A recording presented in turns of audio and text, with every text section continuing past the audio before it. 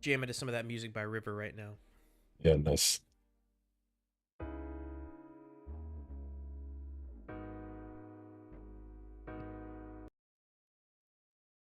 All right, let's just jump into this. Let's do it. What's up, game geeks and tech junkies? Welcome to A Gaming Moment, a weekly podcast about everything gaming and streaming related, including the news, tech, and software behind it. Be sure to follow us on TikTok, Twitter, Facebook, and Instagram so you can engage with us, as well as find out when we're streaming the podcast and get a first listen before it goes out across all of your favorite podcasting platforms. I'm Dagan07, and with me as always is WildTwinsFan. How you doing, Wildy? It's been a Good, good. hot minute. Yeah, man, we got a little drama in the lives. We gotta take care of family first. You know, that's kind of what happens with the podcast once in a while. Is you gotta step out and take care of moms or dads or kids or whoever it is, and so apologize for that. But other than that, life. I mean, I can't complain. I've been able to manage everything, and life's good. So Yeah, it's been super crazy, but I'm super excited to get back on get back and doing these episodes. I missed it, man. I missed you. I missed yeah, chit chatting with you, and there's been some life changes.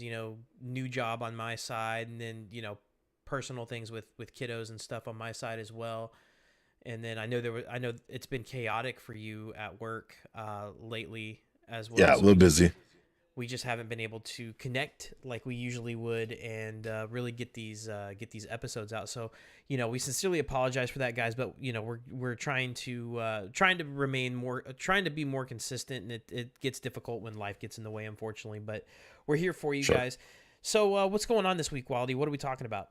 Let's just we just want to touch a little bit on like Twitch and some turmoil, and you can see Twitch is pretty dynamic and not really in the good way right now. They've been losing a lot of people, and so we'll touch a little bit on that. I also got to talk a little bit about. Let's just talk a little bit on Russia and Ukraine and what implications that has to a gamer streamer. Because it's a hot topic. It's been going on a while, and not to get political, but just talk about what is the actual current effects of that. So Yeah, we're gonna and leave then politics out of this. yeah, and then just a couple banter items. Talk about Epic Games acquiring Bandcamp and maybe what that means or doesn't mean, or just wax a little poetic on that. And we also have one of our favorite rappers. Me, I'm a little older than you, Dave, so he's a little even more my time, but not beyond your time. But No, Snoop definitely not Dogg. my time. Snoop Dogg in Call of Duty and being a playable character, voiceovers, and all sorts of stuff. And then maybe that falls into the question of the week. So we'll talk about that too. And so, anyways, let's get right into it though. We'll talk a little bit about what's going on with Twitch, this turmoil, and then what do you know, Dave? So essentially, Twitch is kind of crumbling from the top down as far as the leadership structure goes. They've lost quite a few of their kind of leaders within the organization over the past couple months, and it's been kind of a mass exodus on their side. One of the big one of the big departures was Marcus Graham, who goes by DJ Wheat, and essentially what he's saying, or what's going on, or the news coming out of Twitch is hiring people that don't understand the gaming and streaming community, and they have a much higher focus on profitability rather than user experience. And when I say profitability, I'm talking about their own pockets at the end of the day. And Typical bean counters. yeah, and so um Marcus Graham came out and said this. He's like, we went down the Silicon Valley route. We're hiring from Facebook and we're hiring from Twitter, but many of the recruits had little understanding of the gaming or live streaming industry, and they were unwilling to learn what this community was and why it was so special. Another former employee says the customer was the content creator, and if you're not passionate about the product, you're not really looking at it from the customer's lens, and so you don't have the same level of empathy. So we recently discussed in a previous episode about viewers having the ability to purchase recommendations for their streamers so that their stream shows up in like this really tiny recommended list in the sidebar. And the problem with that is the the supporters of these streamers are the ones that pay for it, and the streamer actually sees nothing for it. There's no there's no financial incentive for them. And then back in February, Twitch released a feature where creators who streamed at least 40 hours a month are offered a financial incentive to run ads on their channels. And employees said that they told their bosses that clunking up the experience with these ads would annoy viewers, but say, their input was ignored. And Absolutely. I think we've seen that. I mean, you and I are on record for, bitching about the number of ads and even the length of ads sometimes just trying to get into a streamer's stream, right? And Yeah. that's one of the reasons why you removed yourself from the, got yourself off the affiliated program from Twitch, because it was a barrier of entry for people to consume your content. They would have to watch 30 seconds or 2 minutes worth of advertisements just before they even saw you. And Yep. the exit rate on that is exponentially higher than just landing and just seeing your pretty face and listening to that sweet velvety voice. Yeah. I mean, that's half the reason I dropped my affiliate, and I just it doesn't pay for me, and even on that, even if I was big, it's a lot of money. You can make some money if you're big, but man, I don't know. I hate ads so much. In fact, I have again, I've talked about this. I think I have a Twitch Turbo, so I don't have Yeah. any ads on any channel, and I pay for that because that's how much I hate ads. Yeah. So And whatever. These comments are coming from the very people that use the platform and know Yep. the user base. So they're both a creator and they're a viewer. So these people that are super passionate about Twitch, like Twitch has a huge passionate community. I'm passionate about it. You're passionate about it. A lot of the people that we game with Yep. are passionate about it.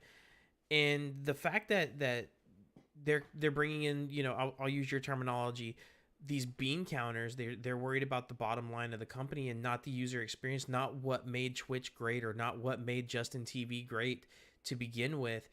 Yep. They're just trying to, it's Amazon, it's a conglomerate. Yeah, So it's one of those things. As small as Twitch is, right? And maybe we think Twitch is bigger than it is because we're in in the industry. We're streamers. We watch streams and all that stuff. You kind of con yourself into thinking it's bigger than it is, but it's a small industry, and you're just trying to.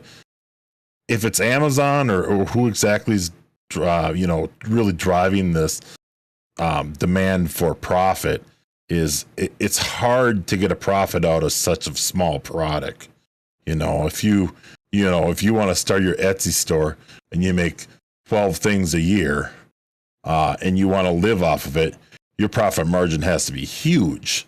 And that's kind of what they're doing now. They're just trying to get a bigger and bigger slice of that pie. And it's like, whereas realistically, you start your Etsy store and you make 12 items a year, you mark them with a good profit, but you're not going to be able to quit your job and live off that. And it's just, I don't know. It's a tough thing, but just looking at some of the numbers though, like Twitch lost 300 people last year, 300 people from their company. They're down another 60 or so this year. So it's the bleeding hasn't stopped yet. and it's big people too, right? It's leaders at the top of the organization that are driving this company. And a company spokesperson came out and released a note. They said that that the streamers' input guides in every aspect of decision making, the common thread for all employees is a drive to serve our community, from staff members who started as streamers themselves to those who integrate themselves into Twitch culture when they start at Twitch. Serving a community as dynamic as Twitch's means there isn't always one clear solution or answer. And as a result, we have always believed in being experimental and innovative, even when that means launching a bold product or experiment that might have short-term risks, but will ultimately help us build the best possible solution. They also touted efforts to hire people with different backgrounds and skill sets whose quote unquote diversity of thought will help Twitch innovate and improve. And I mean that's just corporate HR bullshit speak, just trying to put out a fire. I mean, it's Yeah. cool. It's cool to hire people with different backgrounds and skill sets, but they also have to be willing to understand the product and customer base. Realistically, this is not a B2B company. Like, it's B2B when it comes and for those of you that don't understand the marketing term B2B, business to business, it's B2B in the aspect when you're talking about, talking to advertisers, trying to sell, ad space on your platform. But it's really a B2C type of business, a business to customer. I mean, it's an entertainment business first and foremost. These are the streamers are trying to be entertainers, and the people consuming the content are viewers. It's no different than watching a TV. So hiring all these Silicon Valley people who are used to B2B type business, like Twitter is a B2B business, Facebook is a B2B business, Google is a B2B business. All of these Silicon Valley based companies are B2B businesses, or they're advertising based products, and that's part of it. So they need to bring people in to show why the platform was great, why the platform is great. That's what they really need. They need, they need to be they have a huge community, a huge talent pool that they could leverage. The whole world is going remote. I mean, they should be taking the people that are building Twitch bots and building all these integrations with the Twitch API and having them work for the company. There's no better ambassador for a company than a user of the platform, an avid user of the platform. Yeah. And that's really where I think they should totally be going. Yeah. Yeah. I agree. So it's been pretty wild there. So Ben Goldhaber, who's a early Twitch employee who later co-founded the esports platform Junked.gg, says that Twitch beat out rival live streaming platforms by prioritizing its users. Twitch's entire strategy hinged on talking to streamers and learning what they need to succeed. So, as I just stated, this is where Twitch needs to get back to, and they have to an extent with sites like rpg.twitch.tv, which is what they call the Twitch Research Power Group. But it's mainly just asking questions so they can better figure out which advertisers to partner up with. Yeah, and I think overall Twitch just might be better off behaving less like a tech company and more like an entertainment platform, because we talk about this all the time. Twitch is not about your ability to game and your ability to be good at what you do. It's really about your entertainment and your ability. So that would, require Twitch to see streamers not as just users, but as talent to their system. And, they're not doing that. And if you're not promoting your talent and your product, your end result is going to suffer. So, yeah, Joost van Drunen, who lectures on the business of games at the New York University Stern School of Business, he says that, they spend a lot of time building buttons, but not a whole lot of time expanding their content catalog. Whereas an entertainment company will say, let's fund musicians for 10 years. Let's get this actress to commit to 3 movies. They don't think of their creators that way. They just want to pay them. And of course, they just want to pay them, but only if they're consistently producing content. And I'm in the process of creating a YouTube video for my channel, laying out reasons why a lot of streamers are leaving Twitch and migrating to YouTube. Like, we saw Dr. Lupo, we saw Tim the Tap Man. We've seen what was the chick, the big chick streamer that moved over there? was it Valkyrie? Valkyrie, there you go. Valkyrie. She moved over. All of these big time Twitch streamers, and people are asking, why. It's not necessary. Like, the money has something to do with it, but to be a content creator on Twitch, to be a profitable content creator on Twitch, you're only making money when you're live. So that forces you to spend more time streaming and less time strategizing on different sorts of income versus, when you go to YouTube, you can create videos and post the videos. You don't have to be live, and those videos are indexable by search engines, and You can make money for 10, 20, God knows how long you can make money on one video. And it might be a cat, spilling a bunch of food and it's funny, and it'll be something goofy like that. But you can make bank off that stuff. And Twitch, you're only making that money when you're live, and it's, I don't know. There's an opportunity there somewhere for Twitch to change things. So keep an eye out on my channel for that, guys. I'll be posting. I'm actually in the process of getting that video shot and edited, so it'll be coming out in the next week or so. And I'll dive more into detail kind of on that. But like I said, to wrap this section up, we're seeing Twitch crumble from the top down. There's a lot of C-level executives leaving, and when there's 3, 4, 5 C-level executives leaving, and there's nobody quite there to take their place, that creates a lot of havoc in a company, because it creates instability within the company as far as, what are their subordinates thinking, and what message does that send to the entire chain of command, that going down to your standard individual contributors. Yep. All right, then we went. So moving on to topic 2, we'll talk a little bit about Russia's effect on technology and gaming. So you have a bunch of big companies already that have stepped up and said they're going to take action in protest of Russia's invasion of Ukraine. EA, CD Projekt Red have halted sales of their game in Russia and Belarus. Microsoft has suspended all sales of Microsoft products and services in Russia. A phrasing that seems to include Xbox hardware and software. As reported by Eurogamer, even Sony has pulled Gran Turismo 7, which is a huge title. I mean, that's a title that gets people to buy systems. That literally sells PlayStation 5 if you can get one. Right? But we're seeing many companies from many industries that are embargoing Russia.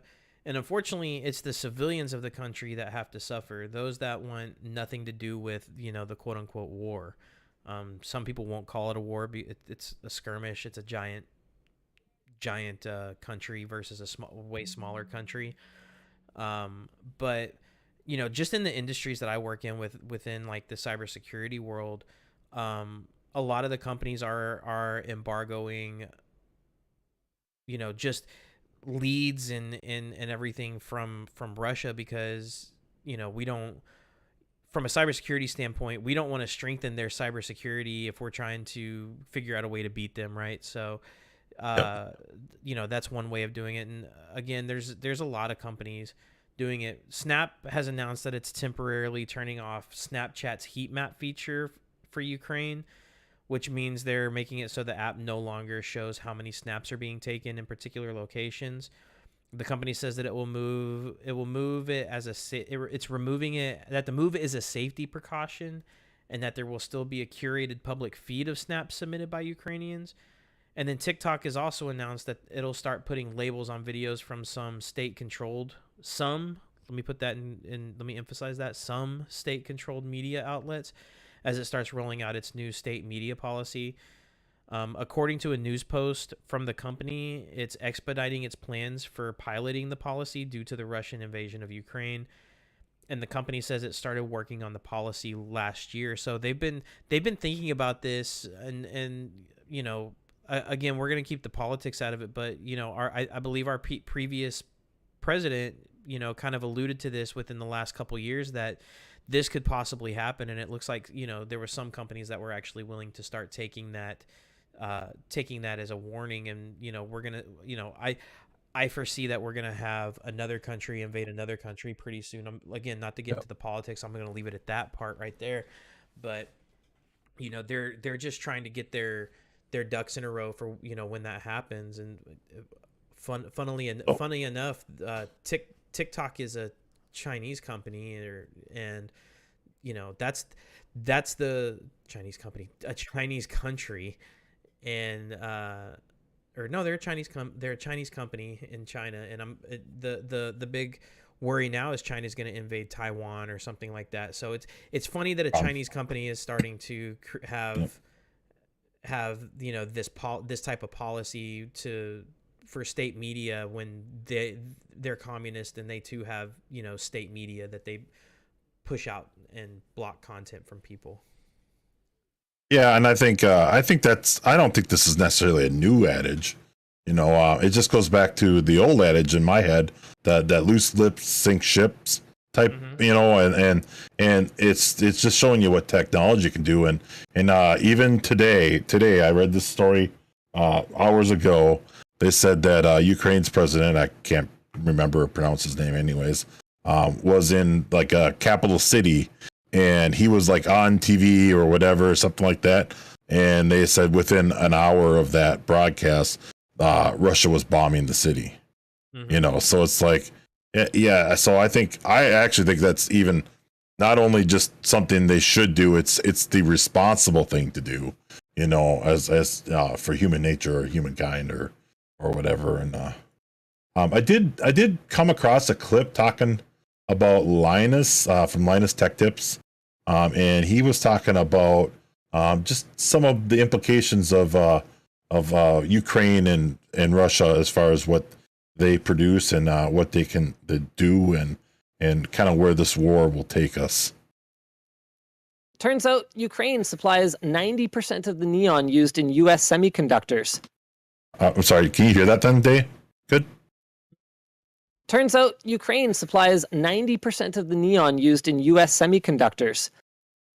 Neon is a noble gas used by the lasers that etch silicon wafers. No neon, no laser, no etch, no tasty chips for PCs, phones, and cars. When Russia previously invaded in 2014, preceding the Crimean annexation, the price of neon shot up 600%. Making matters worse, Russia supplies over 30% of global palladium. Palladium is a rare platinum group metal used in semiconductors and many other industries, including catalytic converters, mobile phones, and even dental fillings. Ukraine and Russia also lead the world in production of metals like nickel, copper, platinum, and iron. The Conversation reports that chip makers currently hold 2 to 4 weeks of inventory reserve, but prolonged supply disruption could severely impact production of semiconductors and everything else that depends on them, and that is just the tech sector. Yeah, that's pretty crazy. It's hard to imagine how much effect one little part can have in the whole puzzle. And then on the neon side, that one little piece that affects the whole line. Yeah. It doesn't just affect your motherboard. That affects your graphics card. That affects your daughter boards. That affects everything, almost everything within a laptop. That affects your game systems. That affects everything. Yeah. And the fact that they control 90% of it, like, oh my god. Yeah, and we've been there, right? We've already known that this can happen again as can spike the prices, and we're going to be there again probably. I mean, it's insane, and I'd be remiss if I didn't say, and I'll speak for Wildy on this, that our hearts, thoughts, and prayers go out to those in Ukraine that's dealing with this bullshit, this senseless bullshit that's going on. And we're gonna look at maybe running a charity stream or a charity like a charity week stream for this to try to help some of those people that are in need. Maybe bring be able give them the opportunity to be able to buy a game system or something to kind of bring them some joy while they're displaced in some way, shape, or form. Wildy and I will iron out those details and we'll put those out, but We're really passionate about that, and just doing whatever we can to give people a ray of hope that things could eventually go back to normal for them, and hopefully this is over sooner rather than later. Yeah, for sure. So guys, if you've been enjoying the podcast and would like to support us so we can keep creating more content, we've got a Patreon that you can visit at patreon.agamingmoment.com. Become a patron and gain exclusive benefits such as early access to episodes, monthly AMAs, and an additional monthly bonus episode. So sign up today. So I need a second here.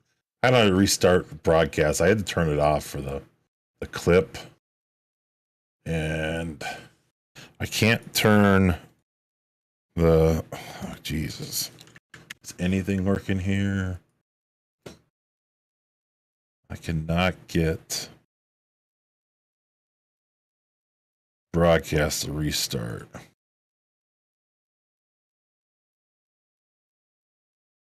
Okay.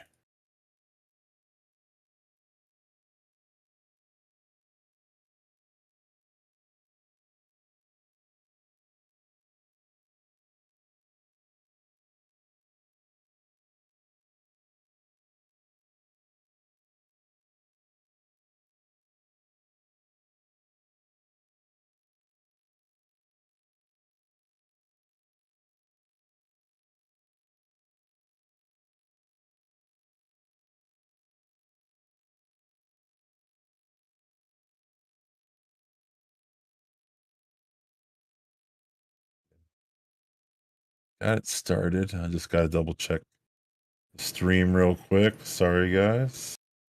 Make sure that my... Oh, I've crashed out a Zencaster?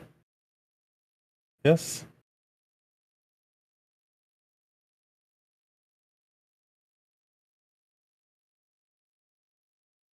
Can I reload this?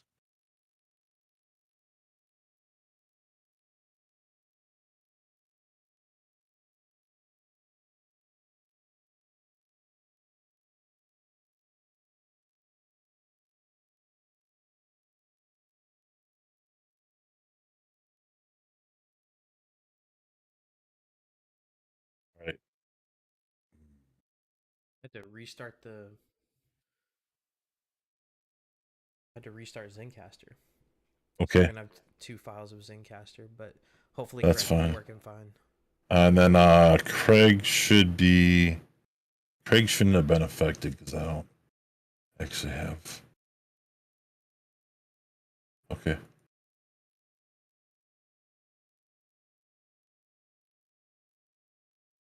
We ready to dive into the next one? We are ready. Who wants to lead into this? I'll lead into it. It's not a big deal. Okay. So Epic Games did something that I was not expecting. They acquired this company called Bandcamp, which is essentially, they call it a DRM free like music streaming service. So what that means is, DRM free is a technology that permits software to bypass access control technologies used in media protected by copyright laws. So due to consumer frustration, the inability to play digital music on any device they choose and for as long as they want, DRM-free products are becoming a little bit more popular. That's kind of the rough explanation of what DRM-free stands for. Without digital, so DRM is digital media management. So there's no management on the digital media there. But basically, they're purchasing this. So it's a quicker way to slap SoundCloud rap into Fortnite. What is it that they're doing with this? I'm not sure. Knows. No one really knows yet, but I mean, you got to kind of look at it a little bit too. This even could be a stab at the Apple Epic battle, Google battle, because now remember, Epic's kind of thing is they're undercutting Steam, and the same thing with Bandcamp. Bandcamp is notorious for taking, I believe it's like 15% for fees. So they're already kind of on the same mindset as Epic. So I see this as kind of a logical, like this is a similar-ish company, similar standard. Maybe they're going to grow Bandcamp into an iTunes, something like that. The ability to maybe get more music in the games from content creators there, music creators, artists into games a little bit more, so to have kind of more of a lock on those deals, and they save money, everyone saves money, and everyone gets better content. So I don't think it's a big stretch. It's music and games are always kind of intertwined, so it's not a big step. But right now, they haven't said they have any. They have said that they have no real. They have said that they have no ambitions to actually change Bandcamp as is right now. But I have a hard time believing they just picked it up to not change things. So something's brewing there. Hopefully they keep with the same Epic. Giving people more money for the money that they pay, with the 15% cut, and it is another avenue of revenue for Epic, and so I think it's good. I hope that's gonna, help streamers. You still have, as a streamer, you still have to be careful about like video games you're playing. You got to watch out for the music in the game, and Cyberpunk was probably the last big game that came out that they had to enable like a what was it, like a stream safe audio playlist. Yeah. Because it's like otherwise people are gonna get tagged on DCMA takedowns on Twitch with music and stuff like that. And again, we talked about it, guys. Don't play music that you don't have the rights to on stream, because it's only a matter of time, and it's going to catch up to you. So maybe that'll help get some more music in games that's going to be a little bit streamer friendly, that is a little bit more mainstream. So I think it's good. For me, it just sounds like they're wanting to be able to have rights to use music without having to worry about DMCA or licensing issues. Like, if they own the company, they have the rights for the music, pretty much. Like the label or the company that houses the music has rights to use the music in whatever way, shape, or form that they see fit. I'm sure they're going to put that in their policy somewhere. Like, oh, we might. Well, I believe they would compensate. They would compensate the creators. I don't know. Some companies like Epic and stuff can be super slimy in a way. Yeah. They'll probably have some fine print that'll be like, oh, we can use your music without your permission at any time, and oh yeah, we may or may not compensate you. It just depends on how we woke up that day. Yeah, I hope and I don't see that happening, but you are right. It is a potential. Somebody who does get compensated well is the old Snoop DLGG, Snoop Diggity Dog, as he is now a playable character in Call of Duty Warzone. We've seen a lot of memes about Snoop playing some COD and whatnot, but I thought it was just like, I knew he played like in Madden and NBA 2K and stuff, but the fact that they put him in Call of Duty, that makes me feel good to think he actually plays COD. I mean, this is not unprecedented. We had Ice Cube back in, what was that, Black Ops 1, Black Ops 2. He had Ice Cube for voiceovers and all that stuff. So that wasn't actually a purchaseful item. So I imagine Snoop's probably he's got to be making stupid bank on this. Just stupid bank, because I'm telling you right now, half the characters in game are Snoop. Yeah, I mean, this isn't the first time Call of Duty's done celebrities. I mean, they did John Bernthal. They did who was we got the director George A. Romero. They did George A. Romero in a zombies game. They did the chick who did Sabrina the Teenage Witch. She was in that same zombies game. They did John Bernthal in uh I believe it was Advanced Warfare for zombies, and John Malkovich and uh Bill Paxton. I think it was Bill Paxton. So they've done different celebrities. They did Avenged Sevenfold as part of one of The Avenged Sevenfold ending yeah, of what was that? Was that Black Ghost? Ops. No, it was Black Ops 1, I think. Oh, it was amazing, dude. I was so I could Black just Ops finish 2. the game, and it was like, yeah, it was just what a banging outro to that. And yeah, so I think that's It's on keeping par. into It's on par with their things. brand. Yeah, it's on par with their Yeah, brand. So so I just thought that was super interesting, and I I might I might have to buy it just to see what kind of if there's what kind of like audio he brings to the game. Like it's got a lot of audio clips. It's pretty good. But I haven't bought it. I'm anti buying anything other than the battle pass, and I'll buy the battle pass. I feel like that's a little bit beyond it, but I got the initial money for the battle pass when I got the game, and if you complete the battle pass, you get enough to buy the battle pass again. So I don't yeah, feel I like think I'm not actually reinvesting into the game to buy the battle pass, but I'm anti downloadable content, um, for for the most part.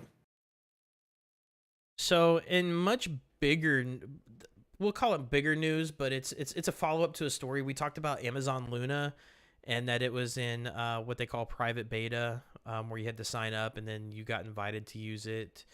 Um, it's now available for anyone in the U.S. and it adds free games for Prime members and a Twitch integration.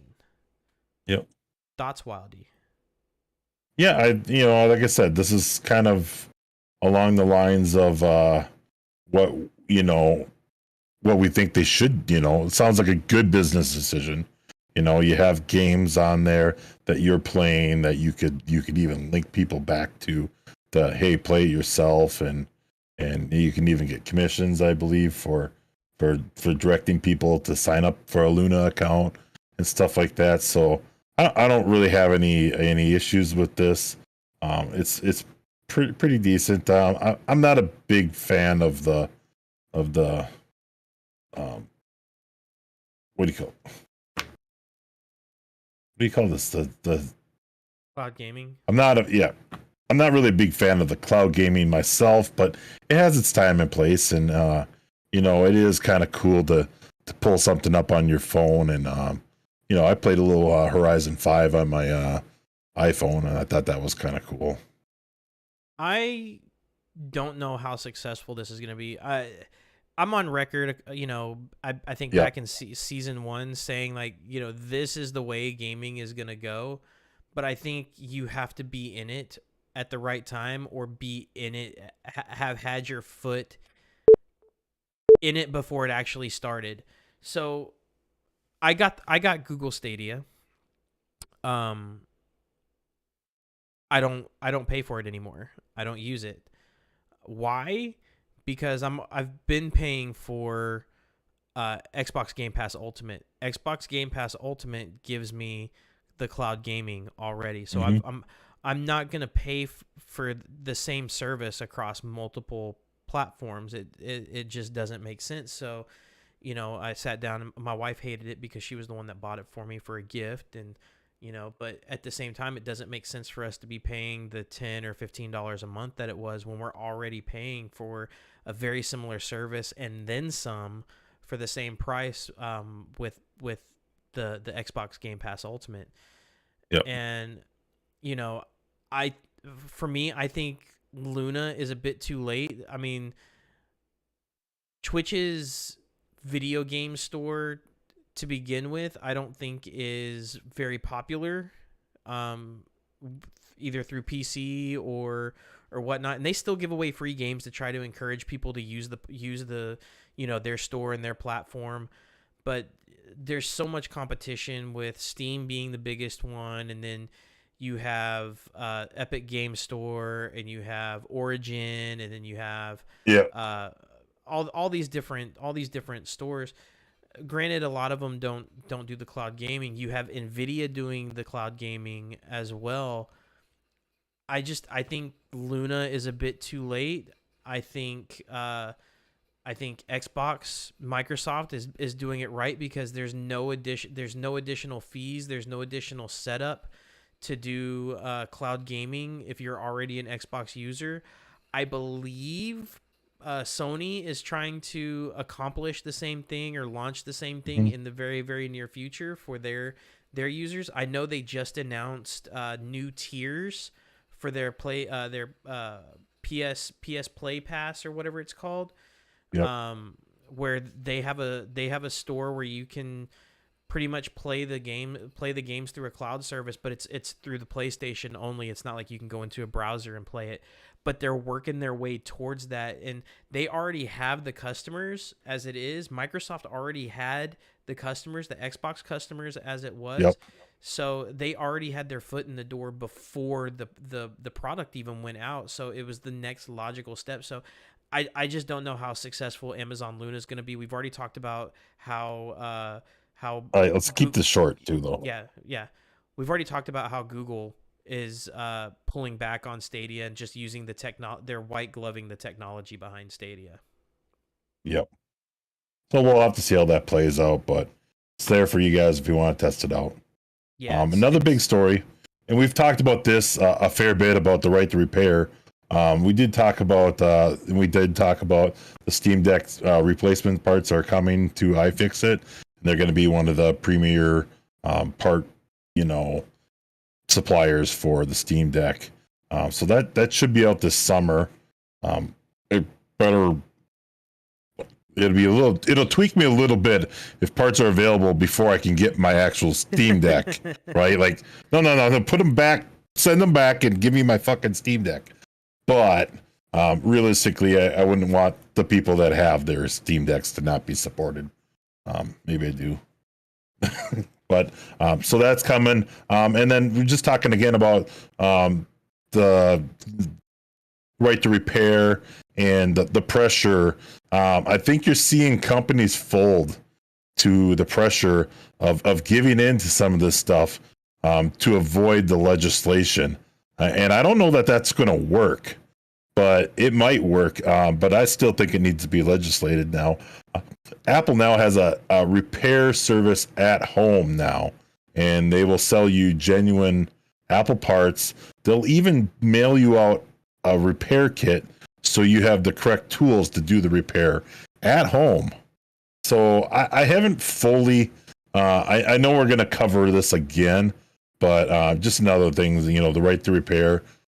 Do you actually own the device when you buy it? And that kind of bullshit. And should you be able to fix it?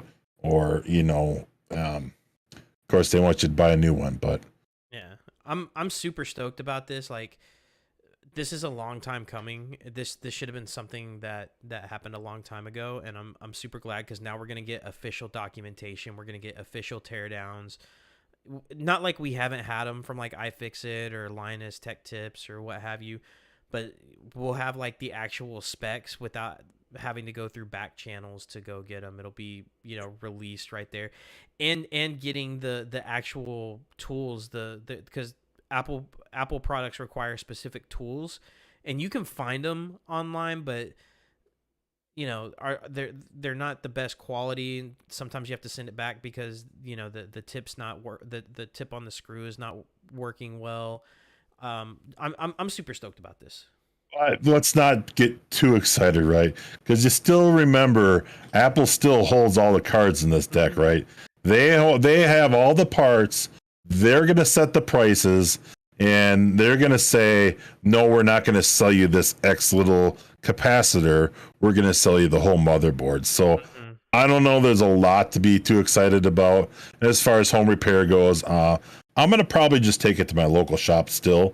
I'm glad that they should probably have more accessibility to parts and stuff, but I would rather have someone that does this day in, day out, repair my stuff and have it done right. Because I've tried and I've successfully and I successfully have replaced an LCD on a phone, but I don't want to do that again. That was far tougher than I expected it to be. So, see, I'm the opposite. I used to do it and make money off of it. So, like for me, this is really good. Like when I worked at I worked at a computer repair shop when I was younger, that was my job. I did mobile device repair. So I did screen replacements for, iPads and various versions of the iPhones and stuff like that.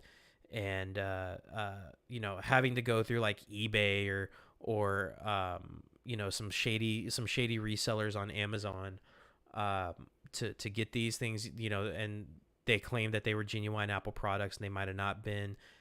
At least I feel safer if it's coming from Apple, that it's going to work and it's going to be shipped in a manner that if they're shipping me a new LCD screen, because the screens come with the glass already attached, I know that I shouldn't have a cracked glass. It's going to be packaged well and protected well, versus these people that send it to you from eBay. They just put it in one of those shipping bags that has no padding, and they're like, oh well, good luck. Yeah, but are you willing to pay, 7/8 of the price of your device to get that replacement part? That's the other question. Yeah, that's the caveat here, right? That's we don't know what the pricing is going to look like, but as it sits right now, I'm excited. But all things Apple, they'll sell water bottles for $150 for a standard 12-ounce bottle of water. So, speaking of pricing, Disney Plus. We talked a little bit about this. They are going to be adding a cheaper ad-supported subscription later this year. If that's for you, it's probably for Dagon. It's not for Wild. The wife's all about it, but she is going to pay the extra money to not have ads while she watches Hercules. 100%. While she watches her Hercules, Mulan, and Lion King. Yeah. And then this bomb just dropped. Out of nowhere, no one said anything. It just kind of slipped right out and glassed across the radar, and no one's really talked about it that I've seen. And Dr. Disrespect. I'm a little pissed about this, but Dr. Disrespect and Twitch have resolved their lawsuit over the permanent ban. What does that mean? The fuck if we know. So, So I'm a little peeved, right? I wanted this to go to court. I wanted to see the court cam shots of Doc, in character, screaming at him, in his Doc voice, laughing at him or whatever. Whatever. That wasn't going to happen, but so we don't know. So to me, that says a little. We're reading between lines here. Doc must have some things there that he doesn't want to talk about because he has not said what it is. And I don't foresee we will, because I'm pretty sure there's going to be a non-disclosure agreement or an NDA of some sort to go with whatever payout and whatever financial business they came to. And I think didn't this slip out over someone asked him something about moving platforms, and he says no. He also confirmed that he is a YouTube partner now, and he has a contract. I didn't know about that one. He has a contract with YouTube now, and because we talked about that, and he was free agent, kind of floating out there for a while and stuff like that. So I don't know, guys. That's your bombshell of the week. Dr. Respect and Twitch. Dr. Disrespect and Twitch have resolved their lawsuit, and that's all we know. And he posted a tweet that says, "I have resolved my legal dispute with Twitch. No party admits any wrongdoing." That's all we know. Like, oh, it wasn't my bad. Oh, it wasn't my bad. But man, Wildy, you're so right. I would have loved to see that court case. He'd be like, "So you want to go and you want to take the 6'8" gaming great, and you want to take him off the purple platform?" Oh man, I would have loved to just. I'm having a good time watching the Amber Heard Johnny Depp trial. Just with that, but can't watch it. Too cringy. This would have been so good, especially if Doc would have been in character the whole time and everything. It would have been so good. I'm sure his lawyer wouldn't let him do that, but the part of my head wants to imagine it. So Yeah, absolutely. So, guys, if you haven't already, be sure to follow us on Twitter, Facebook, and Instagram so you can engage with us, as well as find out when we're streaming the podcast and get a first listen before it goes. Let's try that again. yeah. So, hey guys, if you haven't already, be sure to follow us on Twitter, Facebook, and Instagram so you can engage with us, as well as find out when we're streaming the podcast and get a first listen before it goes out across all podcasting platforms. So, do it. So then, I just pulled out an Instagram post here from the week that I just thought was really good. And it's a little jab here talking about Steam versus Epic, and Steam just saying, hey, poor predictable Epic always picks free games, and then you got good old free games. Nothing beats good old free games, and there's like a Rochambeau going on here between Lisa Simpson and Bart Simpson. Is bigger library on Steam, is that better than the free games on Epic? And so guys, hit us up on Instagram or Twitter or Facebook or whatever, and what one would you prefer? You want a bigger library, or you want more free games? Day, how do you guys decide? So I like free games, but there's a huge lack of quality. Like, I have a standard of free games, right? Some people really love like those really small, like I'll take Markiplier. Markiplier really loves these like off the wall freebie games. Like, I would have never played Among Us, or I would have never played what was the other one? Fall Guys. Yeah, I would have never played. Yep. Those aren't my type of games, but it got hyped up really well, and I'm like, okay, well, hell, I got to try it and give it a try. And guess what? I'm not playing them. But PUBG is a free game. There's a game that we're gonna be doing a review on. I'll save that for a little bit later on here in just a few minutes to talk about that in more detail. So there are some quality free games, but I mean, I'm also willing to pay for a game if it's a really good, like, give me the, if I get in the beta and I really enjoy the beta and I think it's going to be worth the money, then yeah, I don't mind buying a game. And I think that's where Epic misses out on. They don't really have a whole lot of beta tests going on.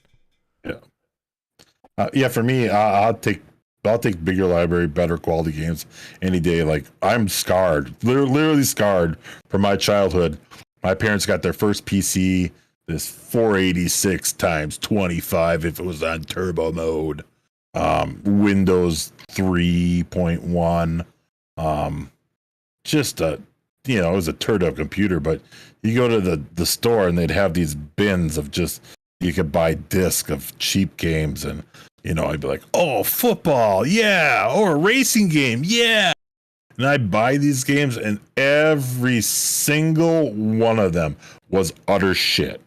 And so as a 14-year-old kid, I learned that free software back then generally is not what I want. So the quality's come up a lot, and there's good free games out there now. Warzone, being huge and stuff like that. But just thought that was a kind of a funny little Instagram clip there, just to talk about. I think it depends on where you are in life, right? If you're Yep. if you're a 12, 13, 14, 15-year-old kid who doesn't have a job or income, free games is the way to go, because if you're asking your parents to buy you games, more than likely you're not going to get it. However, if it's a free game, then you're all over that. So it just depends on, where you are in life, I think. Yep. So let's see, and then there's a PUBG put out a fan art contest, which is kind of cool. I like to see that they actually go to their fans that create some artwork. And if you go follow PUBG and Battlegrounds on Twitter, in fact, I'm retweeting it. You can see there's a fan art contest. You can develop your Yeezys for. Oh, that's copyrighted. for PUBG in your own style. Cheesies. For PUBG.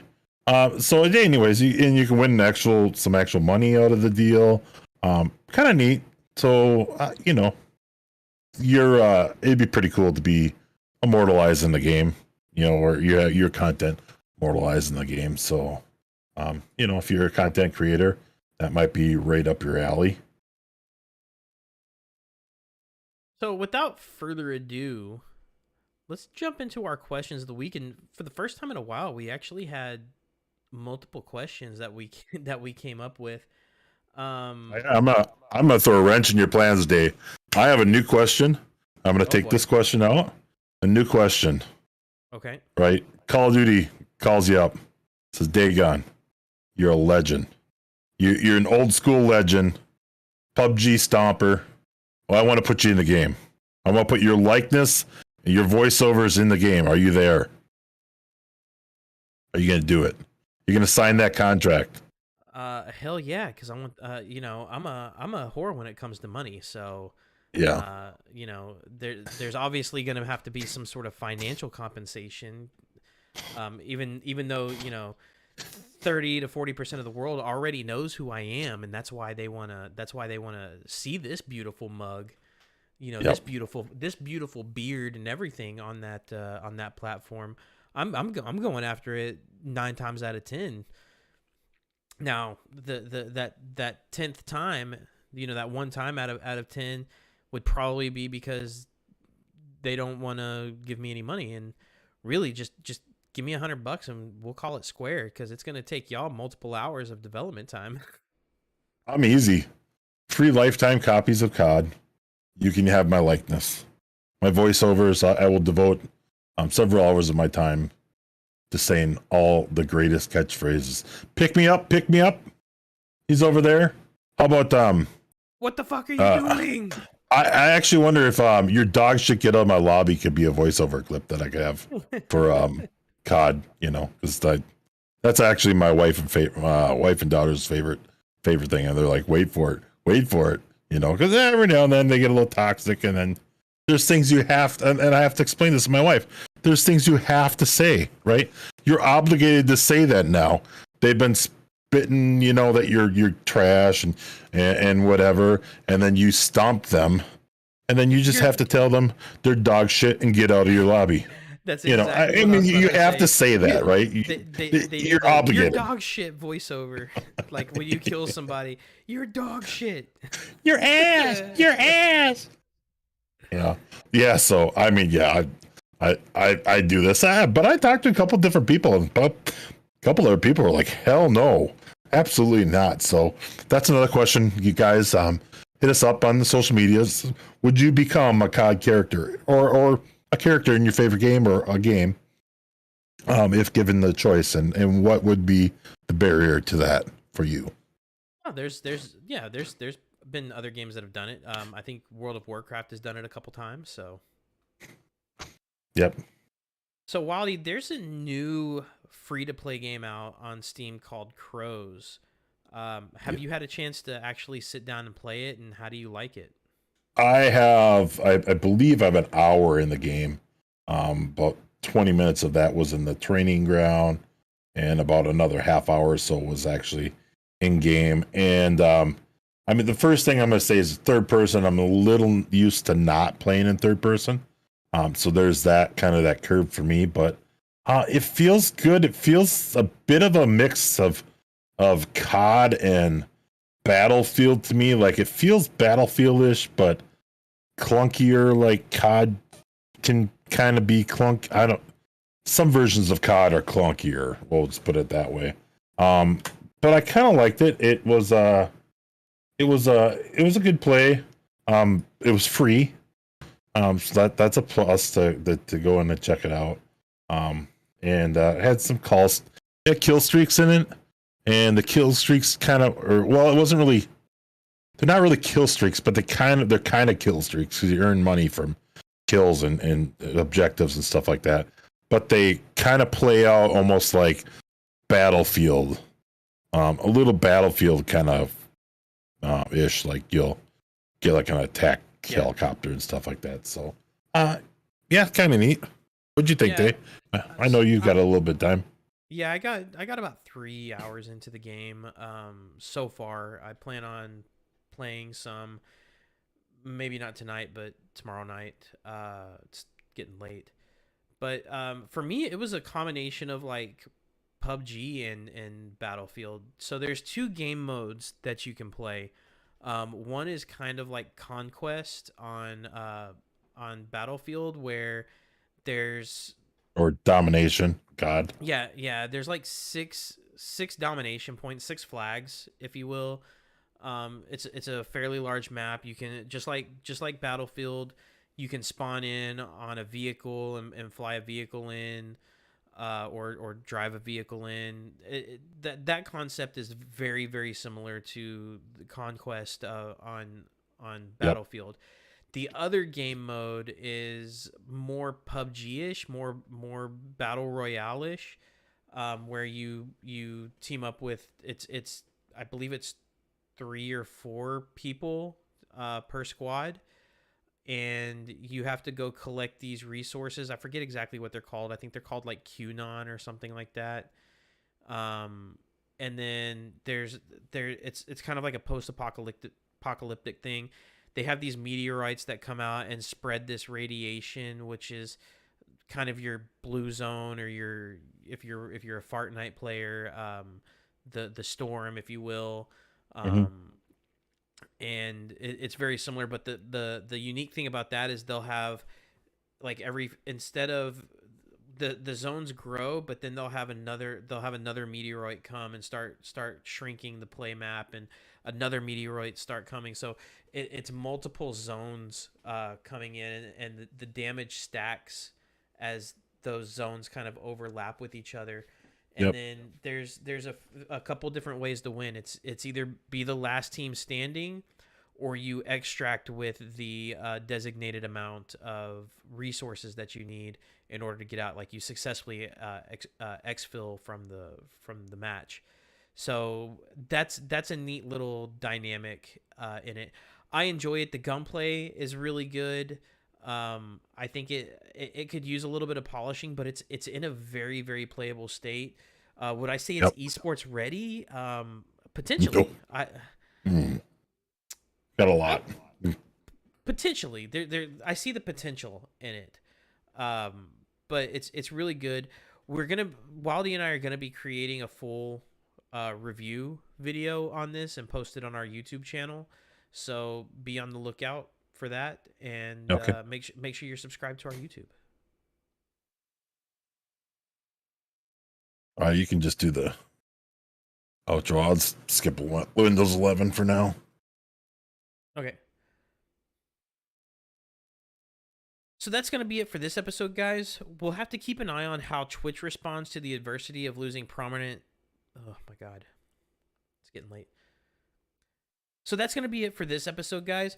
We'll have to keep an eye out on how Twitch responds to the adversity of losing prominent executive leadership, as well as how the whole Russia-Ukraine situation continues to affect the tech and gaming industries. And next week, we'll talk about Twitch taking more money from streamers than they already are. So thank you guys for listening in. Consider our Patreon to help support the podcast, and by also going to merch.agamingmoment.com and picking up some of that sweet, sweet swag, like Wildy's outstanding visor that he's wearing right now. And subscribe to us on your favorite podcasting platform, and be sure to leave us a 5-star review of that podcast. Subscribe to us on your favorite podcasting platform, and be sure to leave us a 5-star review of the podcast. And also check back weekly for the next episode. And until next time, guys, keep grinding.